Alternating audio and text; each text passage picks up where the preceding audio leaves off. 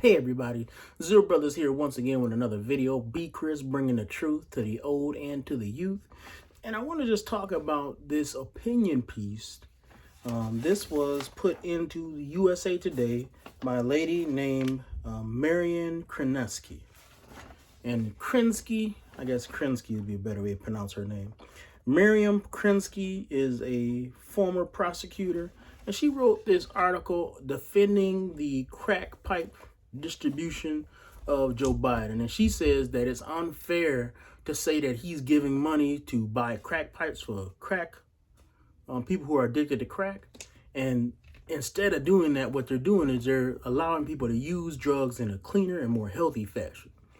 And the whole article is disingenuous, and it just speaks a lot about the left. And one of the things that she says is you shouldn't say that they're distributing crack pipes. They're just distributing things to make drugs cleaner, which one of the things is crack pipes.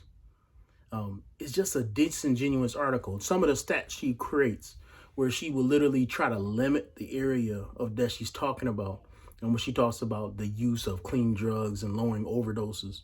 In fact, one of the things she's talking about is we really need to fight overdoses. And let's just talk about this issue from a bigger perspective. Because from a bigger perspective, the reason that we have so many overdoses is most likely because we have done nothing to secure the southern border. And what most people don't want to talk about is that a lot of the illegal drugs that we have in this country, especially things like heroin, things that are highly addictive and lead to overdoses, are coming from illegal drug gangs in Mexico. Basically, the drug gangs that run large parts of Mexico and cannot be controlled by the Mexican government.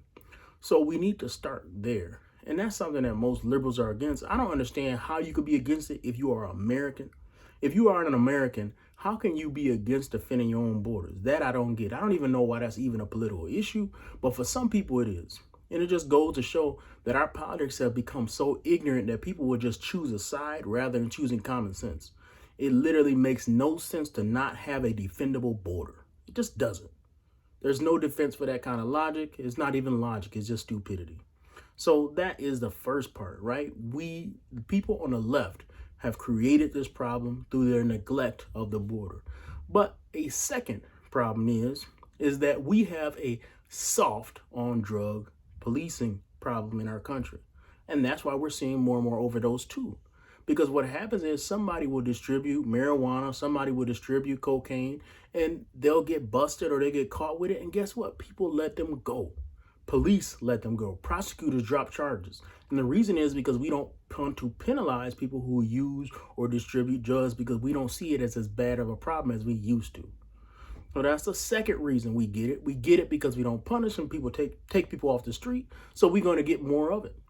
It's easier to do because there's less prosecuted. So you're going to get more of it. Then there's a last problem, and that is this.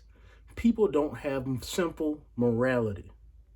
And the problem is that when you do drugs, you are doing something immoral. Now, you may say to yourself, I'm not hurting anybody else when I do it, and I would beg to differ.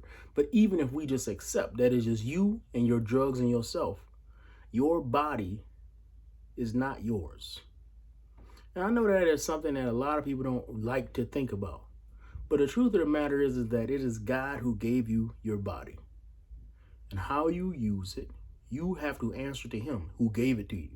You didn't create your body. And you can work out and hone it. But you can't make your body something that is not. I know a lot of people want to differ about that. We got the trans movement. We got all kind of people out there who want to say they can do whatever they want to with their own body. Truth of the matter is that you have to get account to how you use your body. And using drugs is immoral. It's abusive. It puts you in a mindset that is bad. It distorts your mentality. It oftentimes makes you dumber. It makes you less able to work. It makes you a less functioning citizen. It makes you less productive.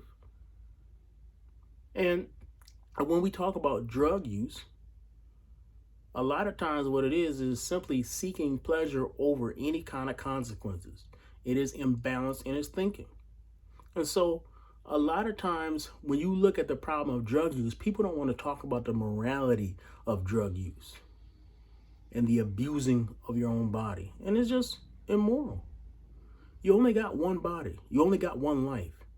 And you need to use it in ways that are worthwhile.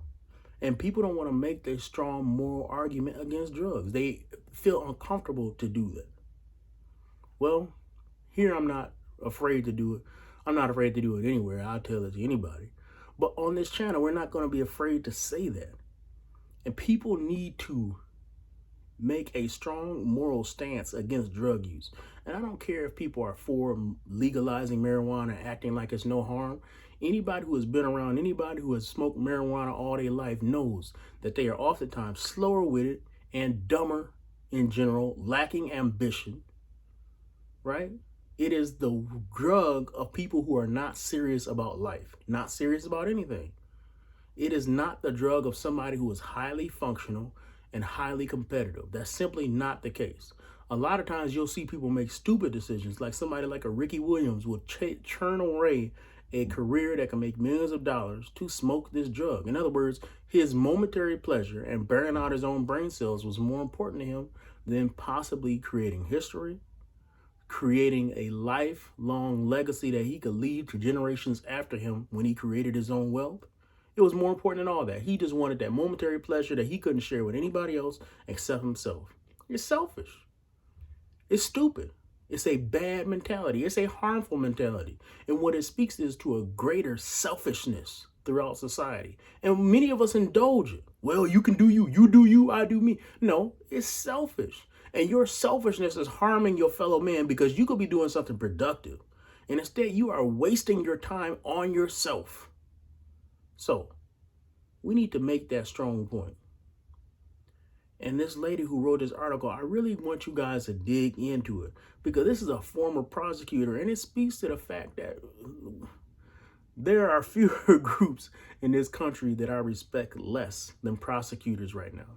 There are so many bad prosecutors in our country. Some of them are using their power for political gain. Some of them are abusing their political enemies. And then some of them are just, straight up just ignoring morality. They don't care about the general society. They're just doing whatever they want. We got cases where people will commit crimes over and over and over again, and they just keep getting let go. And prosecutors' offices keep making excuses for them until they finally get burned. And now we have an opinion piece written by a former prosecutor who is proving her lack of logic through this editorial, proving her dishonesty through this dishonest editorial, proving her wrong thinking through this. I'm so glad she's not a prosecutor anymore. And I hope that none of you ever give a dime to her foundation.